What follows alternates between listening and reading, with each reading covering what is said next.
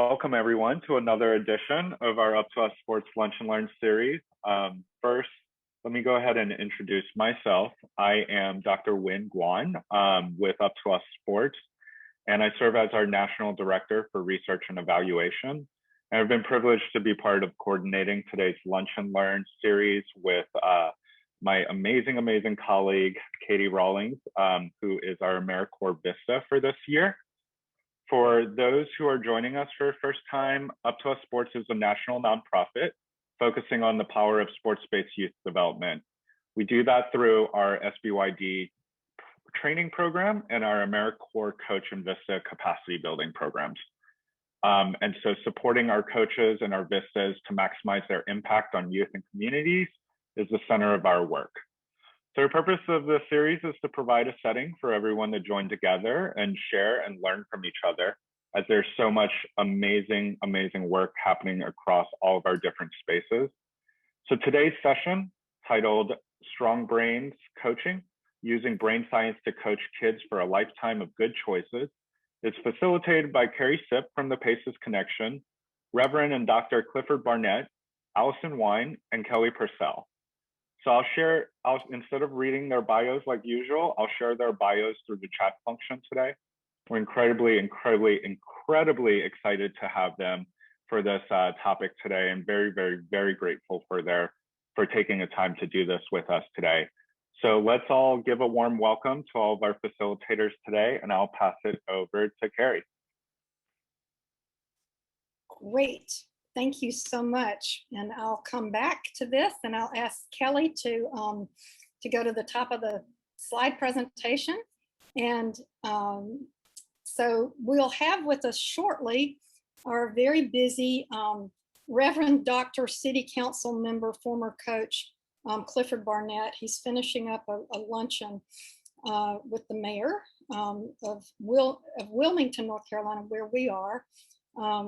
As was stated, I'm the Southeastern Regional Community Facilitator for PACES Connection. So I coach initiatives that want to help their counties or cities become trauma informed, meaning that we don't traumatize already traumatized people. We try to prevent toxic childhood stress, which we'll talk about more.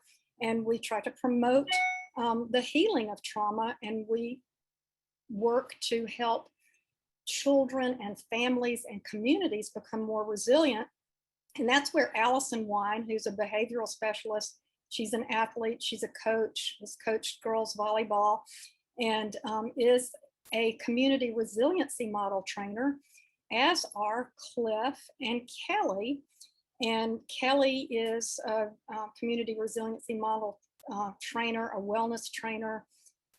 She has started a business called Ground Connect Empower LLC, and she's an awesome yoga teacher.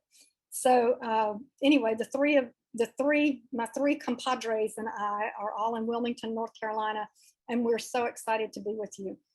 So the first part of this is I'm going to wax poetic about how much I love coaches, because I do, and I like being a coach myself, coaching communities. So I'm going to talk about how you all understanding PACES science can make you an even better coach.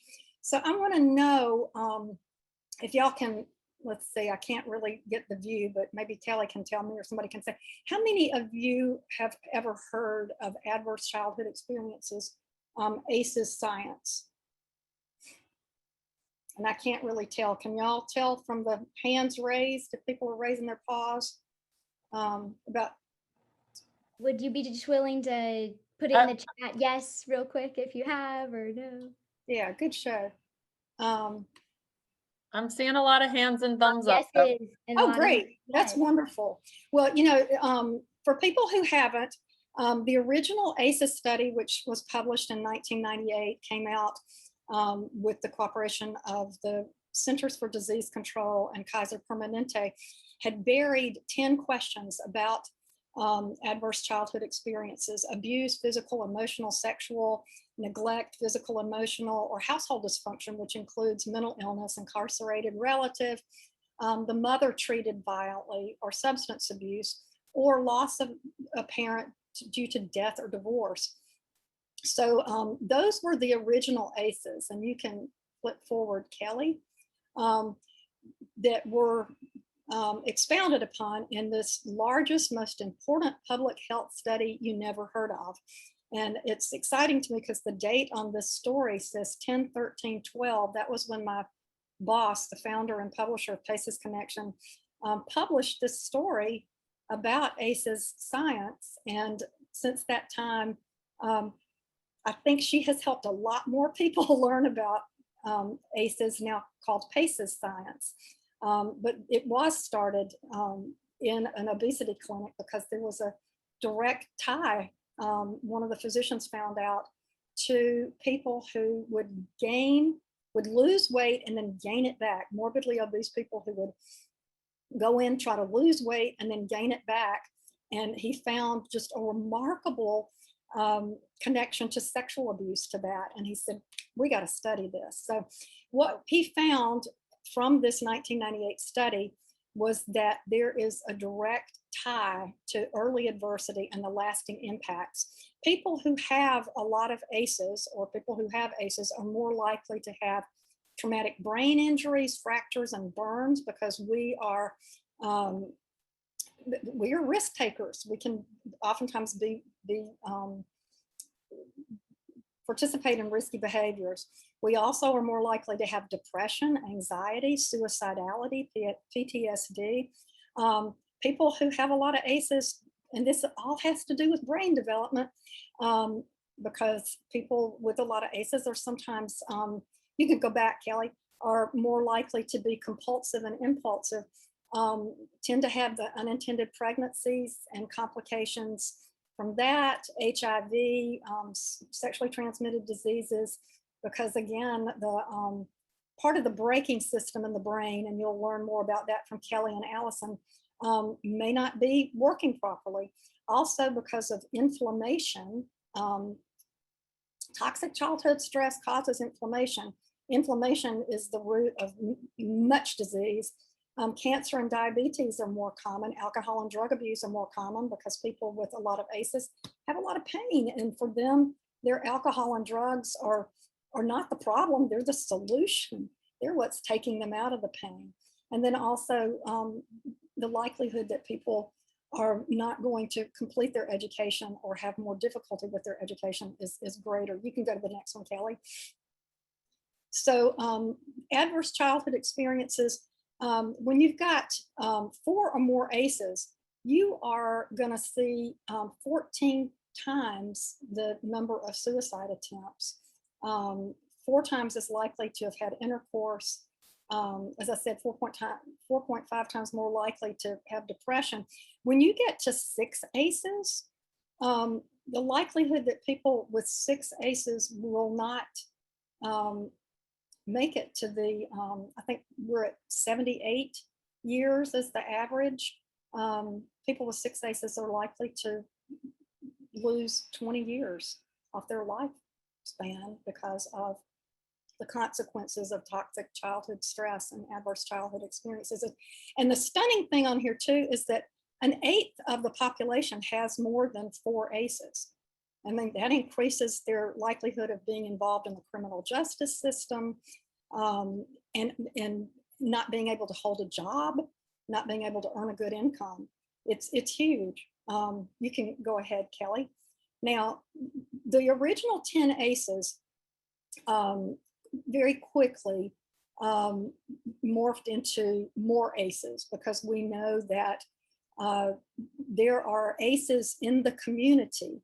So you've got in the tree, it's showing the 10 original ACEs, but in the community, and think about the kids that you coach as I'm talking about this. How many kids are faced with discrimination, substandard schools, historical trauma, poverty, poor housing quality? I know y'all are going into underserved neighborhoods, poor water and air quality. All these kids who have asthma and are trying to play sports, but they're living in places with a lot of air pollution. But then we also have Environmental ACEs, the climate crisis, people in New Orleans, I mean, y'all have dealt with again and again being flooded, the natural disasters, and then added on top of the household ACEs and the community ACEs. Now we've got I call it the damdemic, but now we've got the pandemic ACEs and we're seeing child abuse, sexual abuse, suicides, overdoses increase as the result of the toxic stress being caused by the damdemic. So PACES incorporates ACEs, but also, if you go back just a second, Kelly, is positive and adverse childhood experiences, because the great news is now we've got positive childhood experiences to add into this, as you'll see in just a minute. So you can go ahead, Kelly. So when you think about the kids you coach, how many kids do you think have at least 3 ACEs or 5 ACEs or 6 or 10 or more? And y'all can drop that in the chat. It'd just be kind of interesting to see. You can go ahead, Kelly. Just as you think about the kids. So toxic childhood stress changes the function and structure of the developing brain. On the left, you see a child's brain with healthy development. On the right, you see that blood is just not getting to parts of this child's frontal lobes. And these parts that are affected by environmental stress, toxic stress, oftentimes have to do with impulse control, anger, and being able to remember things. You can go ahead, Kelly. But all is not lost if a child has a lot of ACEs. I have 9 ACEs and I'm still here. The brain, thank goodness, is neuroplastic. What we think about, we bring about. So positive childhood experiences can help change the brain. And we know this from the science of a study done out of Johns Hopkins of almost 6,200 adults. So you can go forward, Kelly. Positive childhood experiences can help wire a child for more positive experiences and a healthier adulthood, because we know that adults that have not had positive childhood experiences are more likely to have mental health issues, and they're not as likely to ask for help. You can go ahead, Kelly. So best of all for us as coaches, this is really good news. 4 of the 7 positive childhood experiences happen in community. So we've got the first one, ability to talk with family about feelings, feeling supported within the family. But number 3 here, enjoying and participating in community traditions, that feeling of belonging in high school. We can teach our kids to help others feel as if they belong, feeling supported by friends. And here's the big one for you guys, having at least 2 non-parent adults who genuinely care about you. And then the 7th one, feeling safe and protected by an adult in the home. But this business of having at least 2 non-parent adults who genuinely care, you guys are those non-parent adults who genuinely care. You can go ahead, Kelly. Think about, I bet you all saw this story, that a year after the Paradise, California fire, the football team finished their regular season undefeated. I don't think it had been a remarkable team before, but because they had coaches who cared, and that was the one thing these kids could cling to during that horrible time, was that they had a football practice. Somebody scraped up equipment. They had a set time and place to be, and they had a mission and a purpose, and it drove them. So could there have been a greater positive childhood experience than sports were to those kids? So you guys, your coaches are the fulcrums. You can help wire kids for peace and success. And this little teeter-totter here shows how negative childhood experiences can weigh the brain down, and how important it is to get the positive childhood experiences in. You can go ahead, Kelly. That when we can be the coach that is the fulcrum, that little triangle that moves on the base of this teeter-totter, that you can help the positive supports come, again, to help wire kids for peace and success. And you are at the center of this. The more positive and upbeat and genuinely caring and involved you are, the better for these kids. And it doesn't take a lot of time. Just little tiny bits of connecting can make all the difference in helping to wire the brains of these children. So coaches that evoke these positive childhood experiences, you are helping build kids with greater resilience throughout their lives. It's not just this week, because there's no way to know all that they've been through. You can go ahead, Kelly. But there is a way to involve them and to help them feel loved and valued and accepted and appreciated and important. And you guys know this because you do it all the time. And best of all, it's in the science. Now we know scientifically that you are having an impact on their developing brains. Now, you are a positive childhood experience. This is me being a proud mom right here, but that's my son when he was captain of his football team in 2008. And then after he graduated from college, he went back to coach with his former high school football coach, that big guy who looks like he could be his daddy, but he's not. You can go ahead, Kelly. And by modeling relationships and work ethic and values and more, he grew up in a home with a single mom. But this coach and his wife had a great marriage. And so whom did Patrick Oliver Sipp ask to perform his wedding ceremony when he got married in October of 2017? His coach. And his coach and his wife flew from Atlanta to Montana to be there and perform that ceremony. And here he is, likely still affecting players. You are likely still going to be affecting your players for years to come, as is the case here. Here is the coach this summer, 3 weeks ago, with 3 of his 6 grandkids and his wife at my son's business. I'll put them plug in, the Flying Pig Adventure Company in Gardner, Montana, letting my son take his family on an overnight rafting trip. So, you know, the impact is long and strong when you help these brains be strong by putting in these positive childhood experiences. And so now my time is up, and I'm going to turn you over into the capable hands of Kelly and Alison. And if Cliff has made it, and if he doesn't, we'll be fine. Cliff is here. Cliff is here. Cliff is here. There we go. Oh, absolutely. All right. Well, y'all rock and roll. Thank you so much. Well, thank you so much, Carey, for that. That is so important. And that's why this is our part with where we're going to introduce this model that is an incredible way to regulate the nervous system. So we're here to share what's called the community, just a brief introduction to what's called the Community Resiliency Model. It's a model that was created by Elaine Miller-Karras out of the Trauma Resource Institute. She wanted to create a biology-based intervention that allowed people to regulate their nervous system. She wanted to have people learn basic wellness skills to empower them to regulate their nervous system and be able to chase their own resilience. This has been used all over the world after natural disasters. She wanted a model that was affordable, transportable, and adaptable, and that's what it is. We're really excited to be able to share it with you today. So we wanted to show you the definition that Elaine defines resiliency as.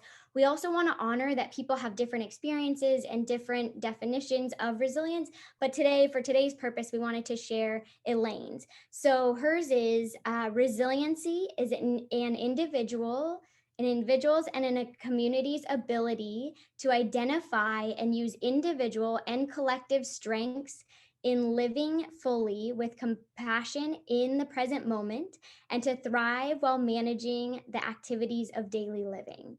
So that's the basis of the definition we're going to work with resiliency today. So after all that information that Carey shared and all of the things that we've been through in the past year and a half with the pandemic and just one of the things we love to do with the community resiliency model is to pause and ask and think about and remember what else is true. So we invite you to answer and think about one of these questions. So what or who uplifts you? What or who gives you strength? And what or who helps you get through hard times? So if you're willing, we'd love to have you put it in the chat.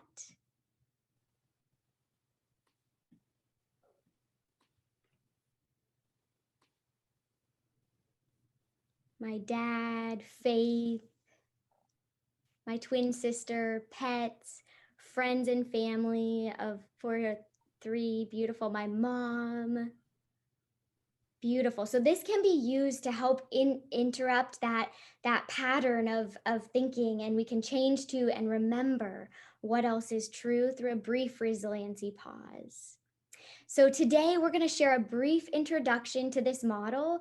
And really it's about your self-care. It's resiliency informed self-care. We know that by learning wellness skills, we can become more in tune to and regulate our nervous system, which allows us to expand our well-being, which then can trickle down to the people we work with. For example, the people and kids that you work with. It's just an important, today we're going to really teach you these skills for your self-care. And I love this picture that shows us that when we put our resiliency mask on first, we're much more able to help others.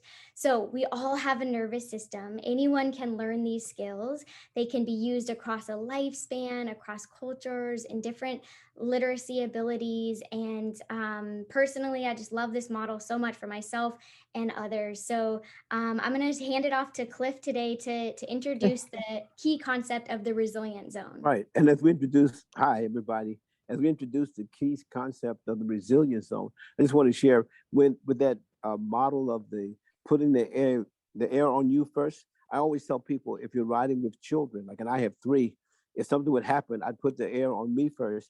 Then I'd put it on the one I like best second, then the one I like third best. Okay. But I want to talk about the resilience zone. See, the resilience zone is an okay zone. It's also called the okay zone, and we call it the zone. The idea of the resiliency zone is that it's a place where you may be okay or not okay.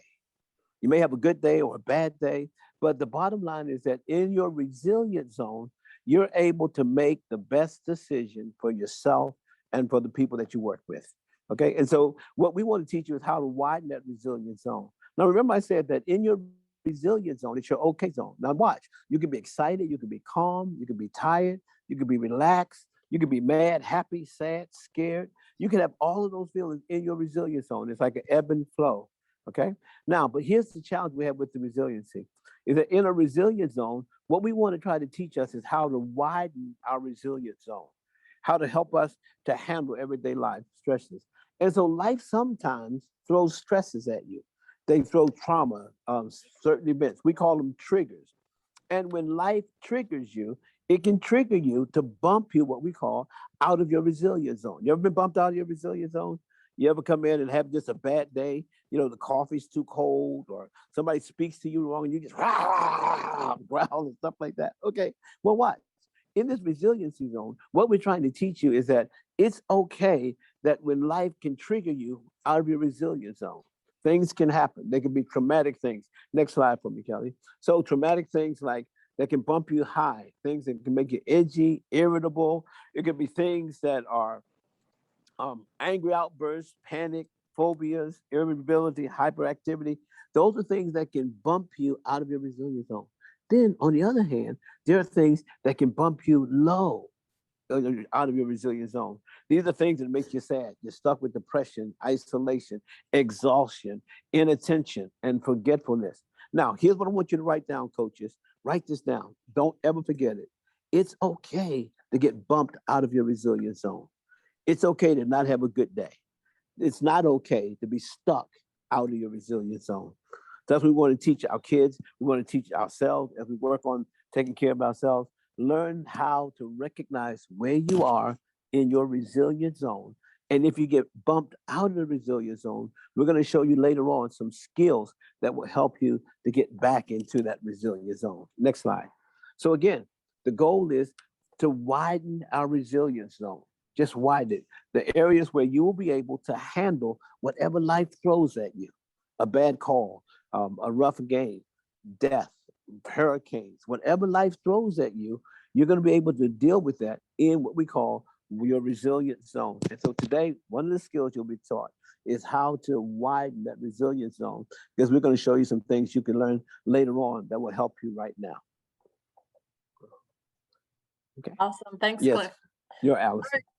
So the model is based on biology, and we know that children and adults are both affected by stress and trauma, and learning about the biology of the nervous system of our bodies can help us learn ways to calm that nervous system so we can return back into the resilient zone and not live in a constant state of survival. Can move on, Kelly.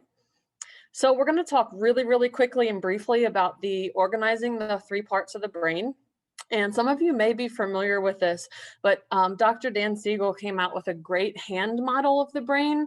So hopefully you can see me okay to do this. But if you put your hand up, palm facing outwards away from you, you tuck your thumb in and then fold your fingers around the top of your thumb.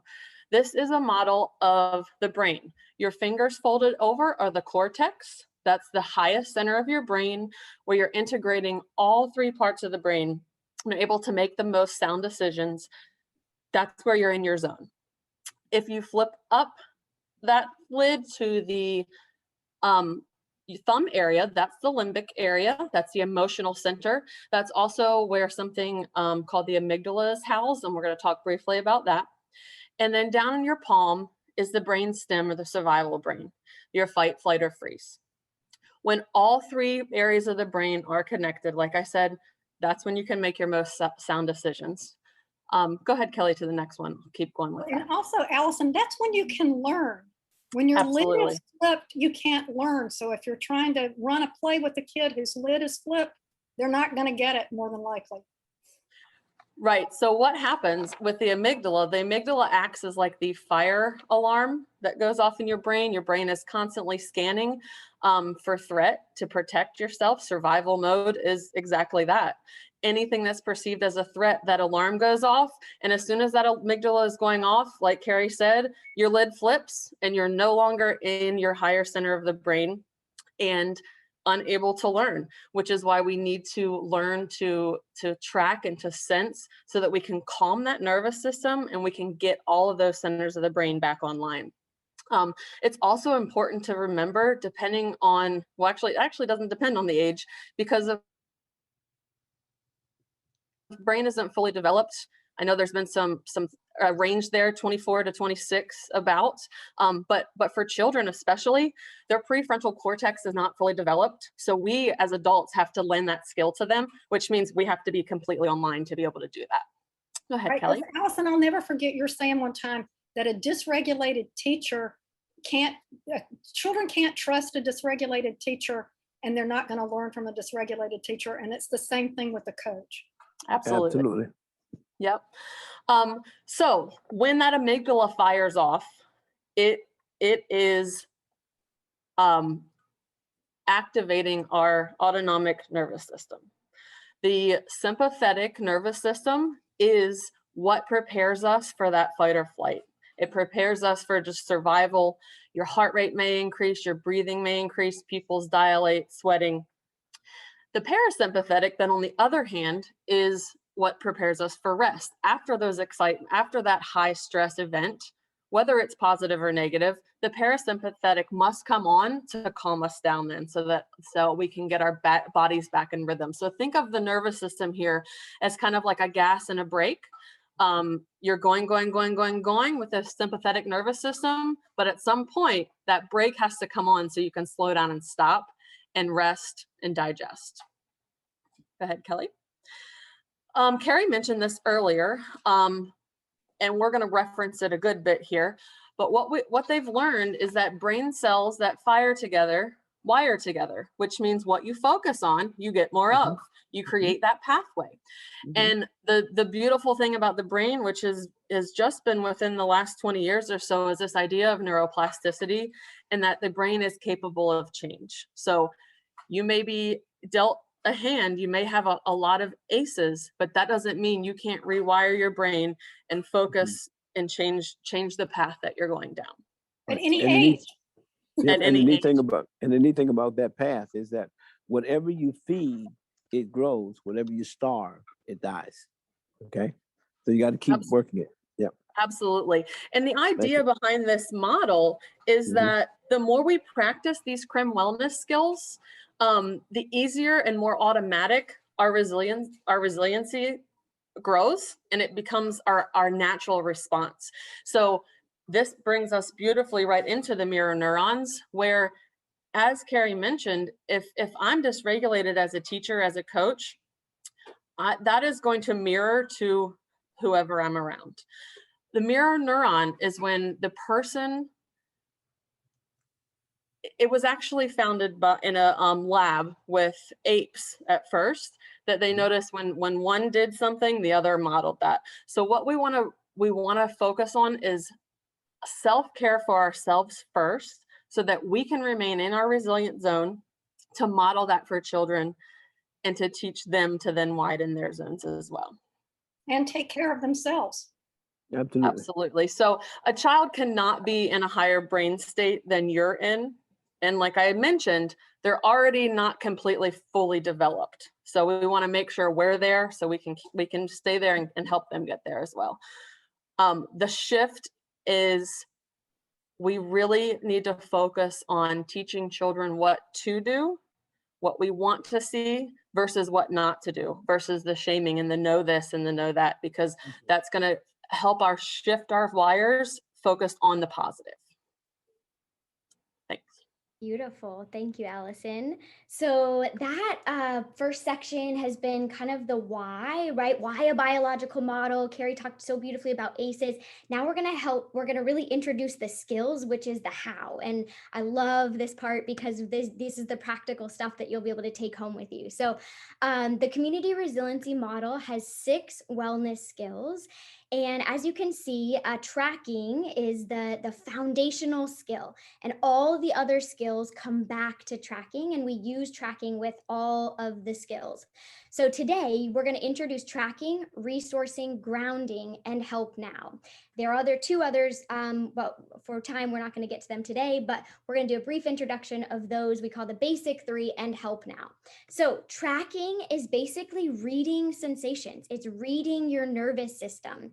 I like to think about it for you all as coaches, it's kind of like the playbook, right? We want to be able to know what's next, and we kind of want to have a plan or a way to understand what's going on. And we can use that kind of playbook in our bodies and know what to understand what's happening inside of our bodies, which then gives us a little more control. So tracking, again, is reading sensations in our bodies. It's the foundational skill to help stabilize our nervous system, and as Cliff so beautifully talked about, to get us back into our resilient zone. Tracking is noticing or paying attention to sensations and to what is happening inside your body in the present moment.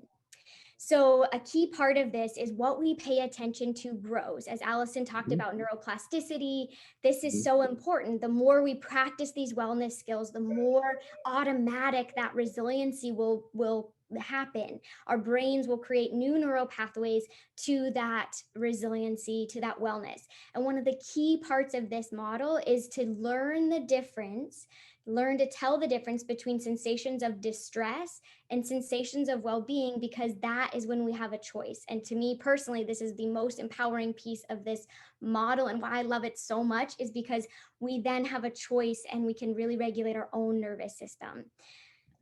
Cliff, did you want to add anything? No, I was just going to say that, again, we want to remind you, this is about self-care. It's about really learning to take care of yourself. And once you learn how to better take care of yourself, it'll be easy to pass it on to your players. That's all. Thanks. And as a little kid who used to disassociate a lot, for a kid who disassociates a lot to be around someone who is asking them to get back into their bodies, you can't imagine what an impact that could have. It could be kind of scary in some ways, but to get them back into their bodies and to give them that sense of agency, that they have some control. Oh my God, for a kid with a lot of ACEs, this is huge. Absolutely. Thank you, Carey. So this was a study done out of Finland that helps to kind of understand and show the association between physical sensations and emotions or feelings. So a sensation is that physical experience in the body, and we have billions of receptors in our bodies. And we know that every life experience, it has a correlating response into the body. So thoughts and feelings have a corresponding sensation. So as you can see, what they did in this study was they asked many people to draw in their bodies where they felt, or on a paper of where they felt different emotions in their bodies, the color and the type of sensation that they felt, and they compiled them together and created this image. So it gives us an idea of kind of where sensations and emotions are in the body as a brief kind of introduction to that. So tracking, once again, is noticing or paying attention to what's happening inside your body in the present moment. So this is how we do it. How you track is by asking very simple questions like, what do I notice happening on the inside? And are these sensations pleasant, unpleasant, or neutral? And we want to sit with and stay with those sensations that are pleasant or neutral to expand that well-being. And so, as Carey mentioned, for some people, experiencing getting back into their bodies or sensing into their bodies or tracking can feel overwhelming at first and even spark unpleasant or even painful sensations. So we always want to offer a choice. This whole model is all about choice and empowerment. So if someone becomes overwhelmed with learning the skills or sensing and tracking their nervous system, always an option to stop practicing the skills. So we just want to make sure that is always an option for people. So here are some learning sensations can almost be like learning a new language for a lot of us. And so this is a vocabulary around learning sensation words.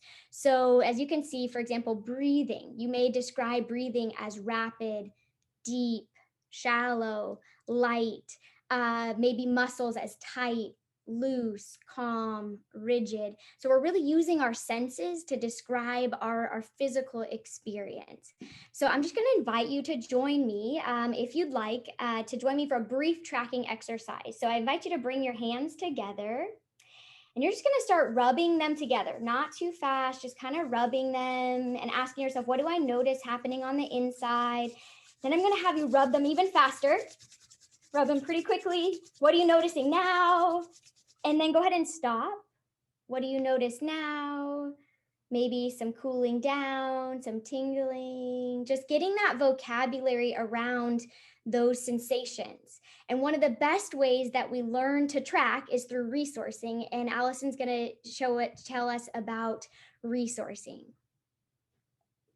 Thanks, Kelly. So the second skill within the community resiliency model is resourcing. And the best way to learn how to track is to develop these resources. So resourcing is strength building, and a resource can be any person, place, thing, memory, part of yourself that brings you a sense of calm, it's pleasant, peaceful, strong, or resilient. So going back a little bit to our resiliency pause, what or who uplifts you? That could develop into one of your resources. Resources can be real or imagined. Imagined resources are those that we have not yet experienced, but we can picture ourselves doing it in our minds. They can be internal or external. So they can be things that you see on this screen. They can be something that's definitely not on here because we're all different. And so our resources are going to be very specific to us and what brings us those pleasant sensations or neutral sensations. Internal resources can include your values and beliefs, as well as any positive character traits or strengths, which may be something really important to point out to children in how they excel in their sport. Okay, Kelly, you can move on to the next one. So what we do with resources, in order to build the new pathways in our brains that we had talked about previously, it's important to ask questions about the resource. So it can take up to 14 seconds of attention to lay down a new pathway in the brain that's a more resilient pathway. And so when you're thinking about your resource, or you're asking a child about what their resource may be, it's helpful to think about like painting a picture and including all of the details into that to intensify that resource, to be able to discover what is it about that brings you that pleasant sensation. You want to make sure that you can actually move on, Kelly. You want to make sure also that you have more than one resource in mind. There's an activity, we're going to be dropping this activity book to you, but there is an activity on this page 11 about developing resources, and it asks you to write down 3 resources and then circle one of them and go into intensifying them, which writing down 3 or more details about that. That's going to help that build that new pathway. And it's also going to help you acknowledge and sit with those pleasant sensations that those resources bring to you. And it's also really important, Alison, that they remember that what may be a resource for me may be a nightmare for you. Right. Okay. And I've coached kids who would pick up a rock or come with a button in their hand, and that button was their resource. It could be because it was a button that their dad gave them, or a button that they had on a shirt that was their favorite shirt. So again, what may be a resource for me may be a nightmare for you, but it's a resource for that individual. Then the last thing I'll share with that is one of the favorite resources I have is what's on my cell phone. You know, pictures that I put on my cell phone, my home page, I think it's what they call it. You know, that's a resource. It can be a person, place, or thing, but it's something that brings you to a pleasant moment. Okay. And so part of, thank you, Cliff, part of developing more than one resources is that sometimes they can have many natures. So for me, I know that the beach is a resource for me. And when I go to develop that resource and intensify it, it is the warm sun on my skin, the smell of the salt air, the breeze, the sound of the waves crashing. However, it also brings memories of me being a child and my grandfather taking me to the beach, who's no longer with us. So if I start to feel that shift into an unpleasant sensation when I go that far, it's really important to have another resource, because I can work to regulate myself and get back into my zone to get out of those unpleasant sensations, or I might just need to think of another resource in that moment. So the sports that these children play that you're coaching could very well be their resource. Why they're playing it, it may not be it. It may be something they're using when they're away from it. So we want to make sure that we have several. I'm going to walk us through the third skill, grounding, really quickly. Grounding refers to the relationship between a person's body and the present moment. So when we are anxious, we are often focused on something that happened the last play, or something that's going to happen next, something that may happen in the future. And a lot of times, especially if it's a bad play, if we made a mistake, we're anxious, we're living in the past, and that is focusing on the negative. We're focusing on how bad we just messed up that last play. And so what we want to do is use some of these skills to get back in the present moment, get back in our zone, so then we can move forward to focus on what's coming next. And we know sometimes in sports that happens pretty quickly. So even just a simple touch, thinking about our feet on the ground, maybe sitting down, taking a minute on the bench. If you have kids that are coming out and they're sitting on the bench and they have some of these skills, they can get back into their zone and be ready to go right back into the game. It may just be thinking of the seat that's supporting you.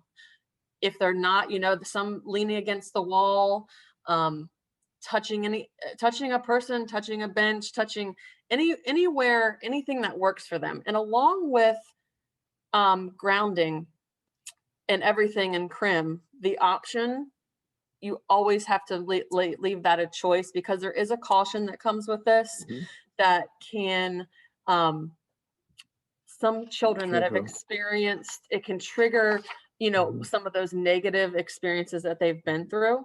So we want to make sure that we're always offering a choice to do that or not. And of course, in positions. Now, I'm going to let Cliff go ahead and get started with that help now, so we can get through everything. So now we're going to just basically show you a few things that you can do right now, starting today, that's going to help your players as well as help yourself. And we call them the help now skills, or another term for it is the reset skills. There are about 9 or 10. There are even more if you go different places. But if you go to the next slide, I just want to just show you a few of them. Number one, to help people get reset, to get back into their resilient zone, their okay zone. One thing you could do is have them drink a glass of water, a glass of juice, or a glass of tea. Or my wife would like to say, the drink of your choice. Now, you can't have kids do that. Pay attention. All right. The other thing is help now skills is touch different surfaces, touching things, touching hard objects, soft objects. That's one way to help your brain to get refocused, to get you back into that resilient zone. If you're bumped out, here's another help now skill. We just talked about it, pushing against the wall, pushing against your back against the wall, your hands against the wall, your big muscles developing, and you're going, wow, it helped you get refocused. Next skill. The next skill is look around the room. You can do it right where you are now, if you would. Just look around the room. What jumps out at you? What colors do you see? What are the things that attract you?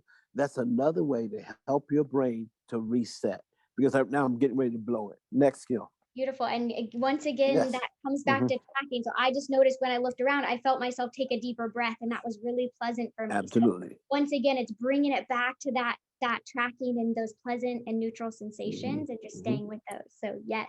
Just looking at the colors, naming 6 colors, or naming the color in your room.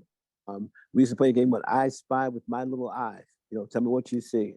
Show me something red. This was my favorite. I did this in a Bible study with some old people, and they were talking about anger and being mad and all that. I was the Bible talking about, be quick to listen, slow to speak, and slow to become angry.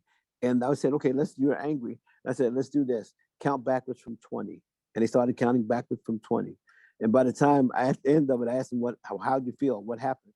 One lady said, when I got to 13, I wasn't mad anymore. Okay. So again, that's one skill, counting backwards from 20. Another skill is just check the temperature in the room.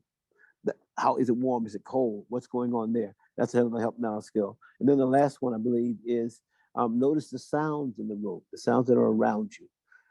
One of my favorites is walking outside. We talked about grounding. Next slide.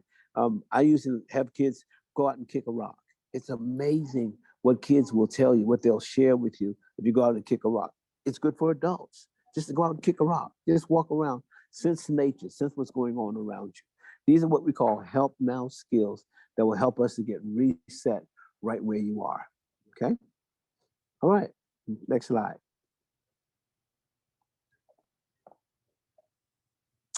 Carey, you'll introduce this for us. I'm going to introduce this for us. So I think what's really happening here is we're learning about the power of getting people back into the present moment, back into their bodies, because we know that going into the past will make us sad. Going into the future will evoke anxiety, and going to shame is actually more toxic to your body than being threatened with death. So shaming and blaming, as Cliff said, feed the good stuff. This is a little video we want to share with you, and I'm just going to let it speak for itself. It's the story of Chad.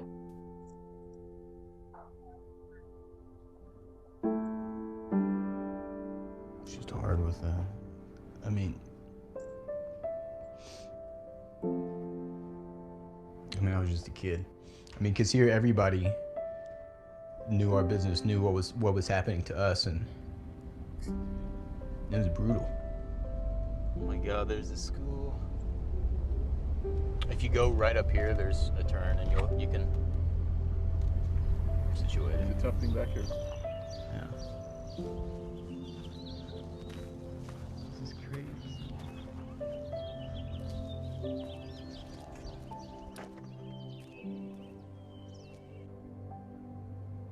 There were some good times though, we'd have a good 30 minutes or so before we heard the sliding glass door open. And one day he came in and he actually had pizza, like supreme pizza. And another day, it was fine. And another day he came in, for no reason, he just smashed my mom's head against that cabinet there.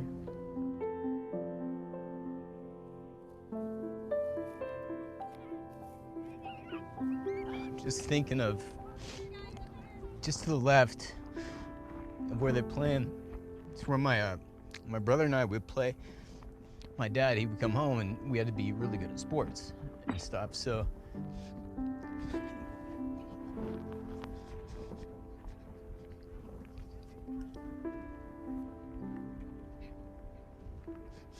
There's one time where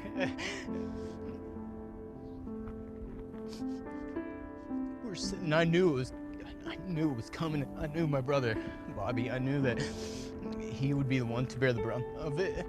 And so I'm sorry. I'm sorry.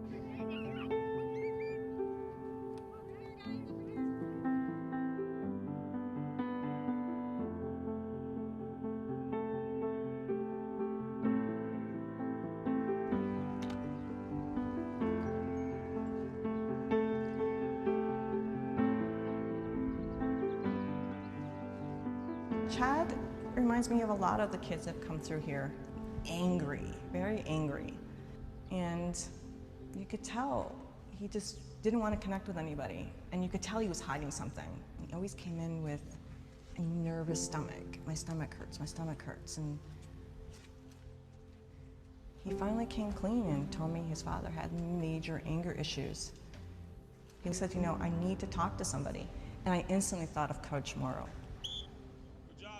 Chad wasn't a football player per se. He was just a kid that had energy that needed to do something. He needed to be a part of something because I don't think he had anyone as a role model or someone showing him what to do. Coach Morrow was the only person I really trusted in this town. He was always there. Yeah. There was times I would give him a ride home. We would talk, sometimes we wouldn't talk. But it was interesting to have a discussion with someone, a young man who had no one to talk to. He was the only one there for my graduation. Even my family wasn't there. You're doing good. You're okay. I just remember when you were walking across, I just remember looking up. You had this big old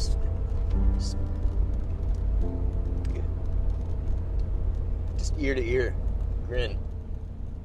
It takes a village to raise a child. And it doesn't matter what nationality, what race, we're all from the human race. If you interact with someone, it shows them that you care. Good memories, you know? You gotta hold on to those. It's love thy neighbor. It's what we should do. When's the last time you saw him? About 8 years ago. And actually, right over here is Lucille's barbecue. The best barbecue you'll ever have in your life. And Coach Morrow actually took me there, like after high school graduation. But take this right. It's gonna be your first right over there. Just pull in, not this one, but.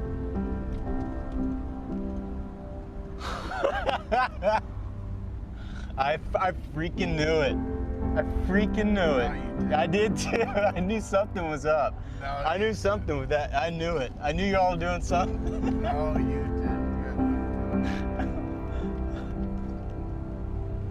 There he is. I heard you in town. I knew you couldn't pass up some Lucille's, man. Oh, good to see you.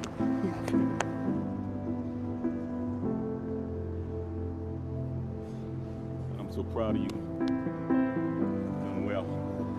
Done well.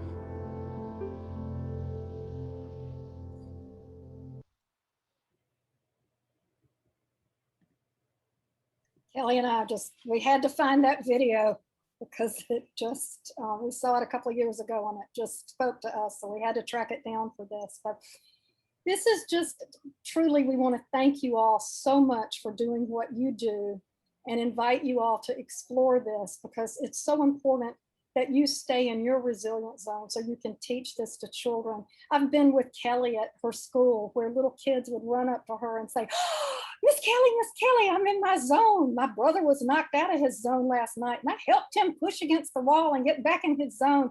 So kids love this stuff. They love this stuff.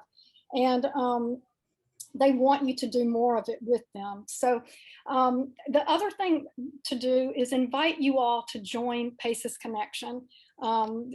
That's where I work. We're the social network for the PACES movement, Positive and Adverse Childhood Experiences movement, because we think the more people know about this, the more likely they are to help us break the cycles of addiction and abuse. And that's what you guys are doing by helping these kids have positive childhood experiences and grow their brains in ways that they're going to look for the good stuff in life and not the stuff that's going to hurt them, so that we can build these strong brains and have a generation of kids who are not so affected by the negativity. So please, if you want to join Paces Connection, I can send you an invitation if you'll put your email in the chat. It's free to join. We've got more than 52,000 members, and there are all manner of resources in there. You can go to the next slide, Kelly. Oh, I botched this, but there was our screenshot where I was going to say thank you all for being with us so much. And then this was where drop in the shot from the event was supposed to go. But you'll get these slides and they'll be corrected.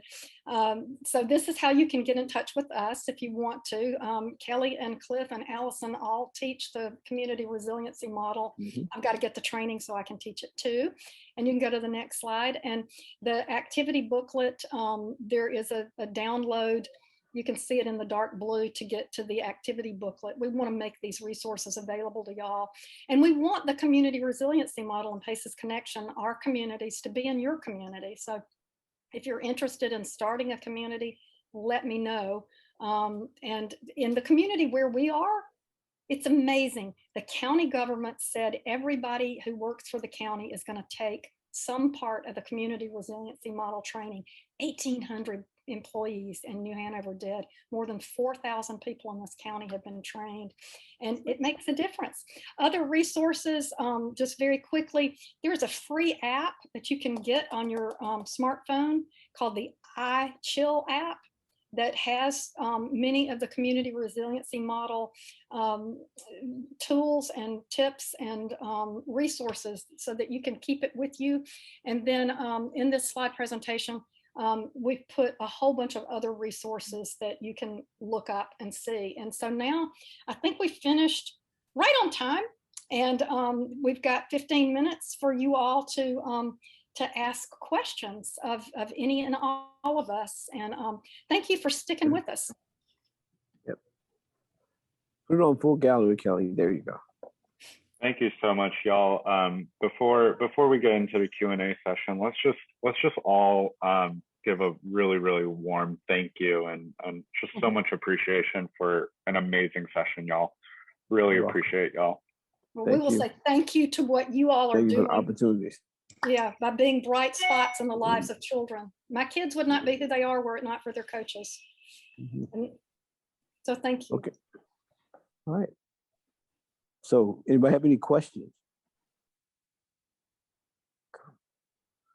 I think one of the things I would want to share with you guys is I listened to that Chad movie, and he said everybody knew our stuff.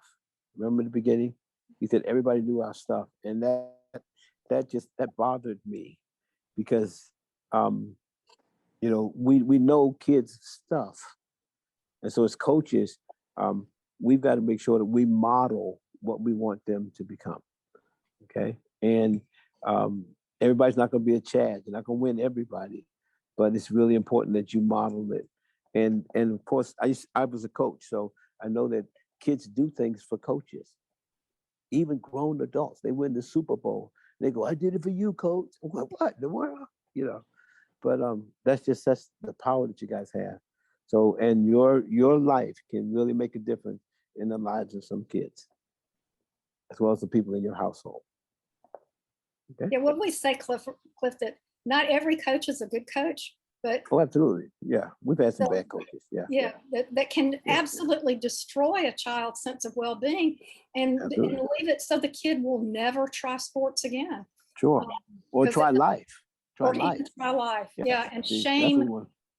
Shame is a bigger hit of cortisol to the system than the fear of death. Is that not wild? Shame is so powerful. So I'm sure y'all warn coaches against ever shaming or blaming or guilting out a kid. So right.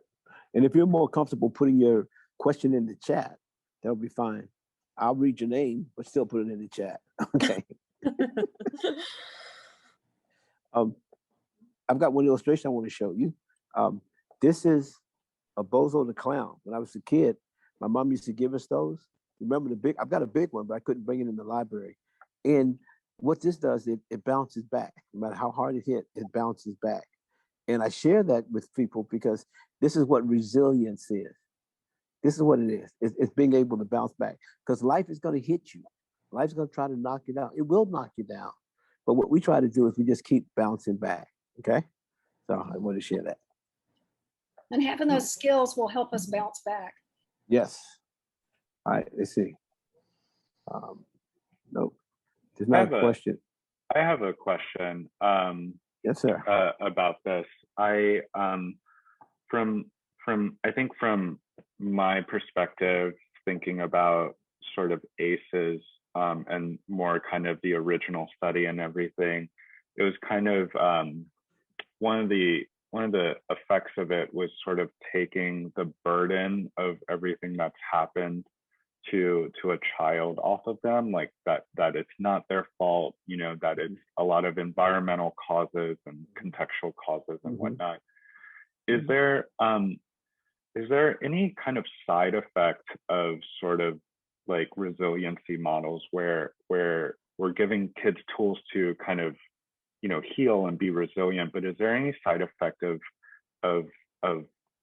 I don't know how to put this best, but like kind of like failure to heal, you know, or failure to be resilient or something like that for a kid, or a kid who isn't able to, you know, do all these skills? Is there, I worry about the shame aspect of it, you know? I think one of the advantages to these skills is we start telling the kids, you are resilient. You see, I think the neat thing that with kids that have ACEs is their body is saying, this is how I survive, you know? And so what we do is we turn it around and say, man, you know, you are a survivor. Look at what you've already done. You know, you took care of your sister when mom and dad were acting crazy. You know, you went to school every day. You made sure your sister had breakfast. Those are survival skills. Those are things that I think we point at kids and say, man, that's what makes you who you are. Yeah. Okay. Exactly. I think that shift from, you know, what's wrong to what is right. What is right with you right now? What is, you know, instead of what's wrong with you, what happened, and dwelling in, you know, in that. But I also think too, it's not one of the help now skills on there, but I coach high school, but I teach pre-K. I work with 3 and 4 and 5-year-olds. And one of the first things we teach them is how to do a deep belly breath to activate their diaphragms that can then calm the nervous system. And so, you know, if you find kids feeling like failures because they can't complete or perform one of these skills, everybody breathes, right? So get them to take those 3 deep breaths in a row. And, you know, that's what I teach my girls before going back to serve, because I do it myself. I still play volleyball, and I found if I take a deep breath right before I'm going to serve, most of the time I make it in. If I'm rushing and I go through it, I miss. So like just really getting yourself into that moment, everybody is capable of doing that, of taking those breaths. And if that's all they can do, then that's where you start. Meet them where they are. Yeah. And it's not most of the time she makes it in. I just didn't want anybody to think that, you know, she makes it in most of the time. You know, pretty, you know, some of the time. It's most of the time, Cliff. Get out of here. Okay. But she was a scholarship volleyball player, right, Alison? I know. I think the one of the things that I want to just throw out, because I'm the only African American on the line, is just want to make sure that everybody understands it's not a them and then us. Okay? Because everybody who is born has a nervous system, and everybody has ACEs. Okay, and one of the things I think that's why I applaud the PACEs rather than ACEs, is because it shares with us that through these positive experiences, kids can thrive. You know, and everybody. You know, I remember when we watched the crim training, the guy talks about the group that had the most ACEs in their studies was the psychologists and all those guys. Okay, so it's all of us have All of us have a nervous system, and it works for. You remember the slide where it showed the baby and the grandmom with the cane from 0 to 105. Okay. Yeah. It works. That we say that, you know, what we're trying to do, and this is a multi-generational project. I mean, we just got the science, the ACEs science in 1998, and the positive childhood experiences science in the last couple, 3 years. But, you know, trying to turn the world toward understanding and nurturing and healing, and away from blame and shame and punishment, and to let kids know that they weren't born bad. We're not responsible for what happened to us when we were little kids. We coped the best we could. Some of the coping mechanisms that I had would hurt me right now. But we coped the best that we could. And the best of all possible news is that we can change. So we as coaches, we as adults, we as people, every breath gives us an opportunity to change. So but that's a very good question.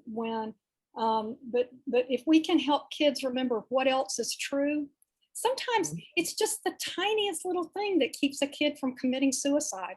There's a professor at University of Oklahoma, Chan Hellman, who's a big researcher on the science of hope. A kid with hope who has a high hope index it's a better predictor of how well a kid's gonna do in college than a good SAT or ACT score. We can teach hope, but Chan Hellman, he was ready to commit suicide, and some teacher of his just sat down beside him one day and said, "Hey, what's going on? Things look like they've been tough." And in that moment, things turned. This guy had a 0.0 grade point average his first year in college, but he went back, got it together, and ended up with this dang PhD. Every moment is an opportunity for change. We can rewire our brains. It takes a lot of work to rewire our brains sometimes, but it can also be really fun. And we got to have more fun. This stuff is supposed to be fun. Sure. And it works not only, not work just for kids with hope, but even adults, you know, people that you're coaching with, folks that you live with, even ourselves. It works with us. There's a guy who's going to jump off of a bridge in New York, and he's one of like 5 people who jumped and lived. I heard his story in Wilmington, and he said, as I was walking to the bridge to jump off, if someone had just said, "Hey" to me, someone had just spoken to me, someone had just said, "Hello, how you doing?" He was on the bus crying. Nobody said anything to him. He got off the bus and jumped off the bridge, you know? So you never know what people are going through, you know, where they are in their resilient zone, but just being kind and saying those nice words and stuff. And encouraging the kids to be kind to each other. Absolutely. So you model it. You model it as a coach. You model it. If you model it, they'll do it. I promise you. They'll do what the coach says. They'll do what the coach says. It might take some time, but they will eventually. Yeah, absolutely. Absolutely. Yeah. You got to model it more than one time, you know. All right. Well, we only have a couple minutes left. If there is any standing questions, does anyone have a question? Yeah, okay. we'd love. I want to make sure. Oh, it's Kelly. Oh, I'm sorry. Go on, that was Kelly. Put it in the chat. So first off, I want to make sure that we have time to just thank y'all again, our facilitators, for this session. We're just so thankful and appreciative for y'all taking the time to do this with us. This session is recorded, so we're going to send a follow-up email to everyone with the recording, with the slide deck, and all other information related to PACEs and everything. One thing for our attendees, first off, thank you for joining us today. Kelly put in a really, really quick kind of feedback form in the chat. Kelly, could you throw that in one more time? If everyone can just take 1 or 2 minutes real quick to fill out that feedback form and help our facilitators out with their training and their work, that would be amazing. I'll make sure to include this in the follow-up email as well. Thank you again. Really just an amazing session. Thank you so much, y'all. All right. Thank you. for We having appreciate the us. opportunity. Thank you all right. so much. This was such Yes. a joy. Thank you. We enjoyed it. Appreciate Bye-bye. y'all. We'll talk All soon. Bye. Please Go do. team!